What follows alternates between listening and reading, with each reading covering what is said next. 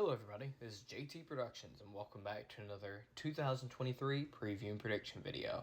Today I'll be doing the Kansas Jayhawks. Let's get into it. Kansas had a very surprising season last year, going to a bowl game for the first time since I think 2007, 2008, something like that. And they even were ranked at one point. They even had College Game Day at their game against Duke, I think.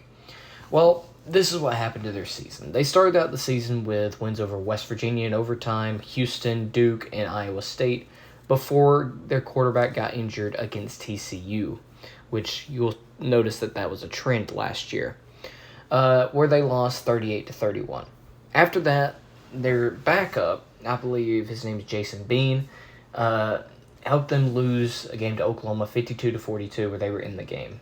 Then they lost a third game in a row against Baylor 35-23. After the bye week, they were able to beat Oklahoma State before losing their last four games.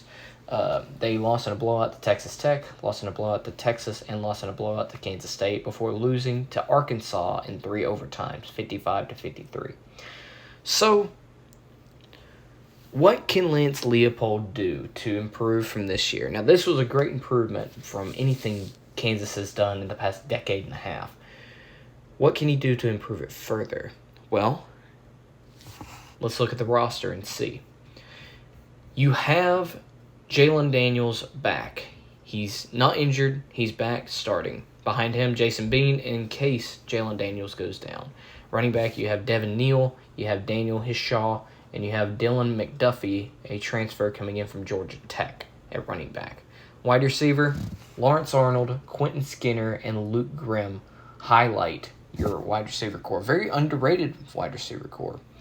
Then you have Mason Fairchild and Jared Casey at tight end, which are two very underrated tight ends. On the offensive line, seniors and a junior are back, but you bring in Logan Brown, a redshirt junior from Wisconsin at tackle, and Spencer Lovell, a guard coming in from Cal. The offense is going to be great, I think. Good quarterback, good weapons. How's the defense looking? Well, you're bringing back a lot of juniors and seniors, which are good. You also bring in some transfers, Devin Phillips, a redshirt senior coming in from Colorado State at defensive tackle, and Gage Keys, a defensive tackle, redshirt sophomore from Minnesota, projected starter.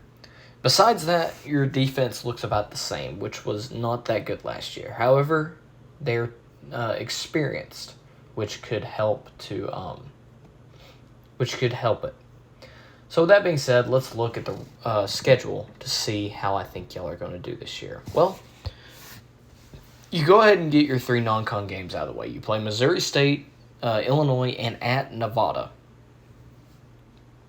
If you've been keeping up, I think you're going to win all three of these games. Illinois may be the toughest game on your non-con schedule. However, I do think that your offense is going to win out in the end.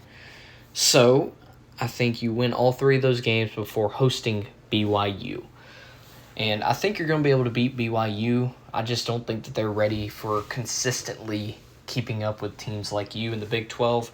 So I think you go 4-0 before playing your biggest game up to this point at Texas. I think Texas beats you. I'm not going to beat around the bush. Texas is on another level of your talent right now. You beat them 2 years ago. I don't think Sark's going to let that happen this year. So I think you suffer your first loss on the road in Austin.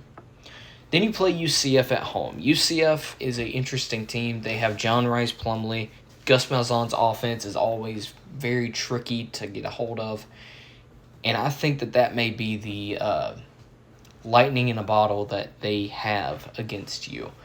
I think UCF pulls off the upset against you in Kansas, David Booth, Kansas Memorial Stadium.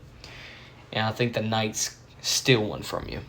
Then you go on the road to Oklahoma State. And I think at this point, the losses are going to start piling on. I do think Oklahoma State beats you in Stillwater before the bye week. So you're 4-3 going into the bye week. Coming out of it, you play Oklahoma at home. And you're going to be surprised. I think you upset Oklahoma. I think in a very crazy circumstance, I think that you beat them at home on homecoming. The bye week helps a lot, gets your players healthy. I don't think Oklahoma has a bye week before this, but anyways, I think you win this game.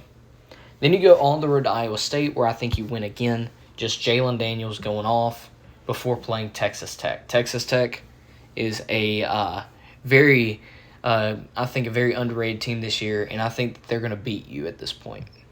So you are 6-4 right now. I think that you lose to Kansas State, and I think you beat Cincinnati to finish the season 7-5. Your best record in who knows how long. So there you have it. Thank you all so much for watching. I hope y'all enjoyed, and go Dogs.